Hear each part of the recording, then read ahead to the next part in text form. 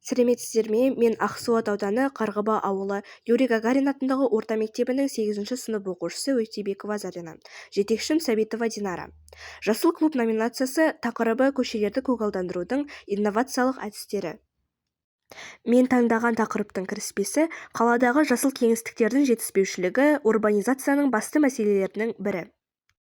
Менің мақсатым көшелерді көгалдандырудың жаңа және тиімді әдістерін қарастыру.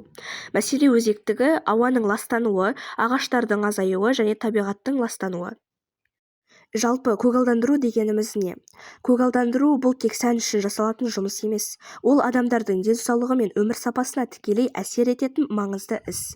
Табиғат пен технологияны ұштастыра отырып, болашақ қалаларды жасыл әрі таза етіп қалыптастыру баршамыздың міндетіміз. Енді инновациялық көгалдандыру әдістеріне келетін болсақ, мен сіздерге 3 әдіс ұсынар едім. Тікбақтар, жасыл шатырлар және дрондар арқылы ағаш отырғызу. Инновациялық көгалдандыру әдістеріне жеке-жеке тоқталып өтетін болсам, тікбақтар қалалық ортада орын үнемдей отырып, өсімдіктердің өсуіне мүмкіндік береді. Ал жасыл шатырлар ғимараттардың төбесінде өсімдіктер өсіру арқылы жылу мен шуды азайтады. Дрондар алыс немесе қол жетпейтін аймақтарға тұқым шашу арқылы көгалдандыру процесін жылдамдатады. Жасыл қаланың маңызына келетін болсам, ауа сапасын жақсартады, температураны реттейді, қоршаған ортаны әсемдейді және адамның психологиялық жағдайына оң әсерін тигізеді. Ауаның сапасын жақсарту.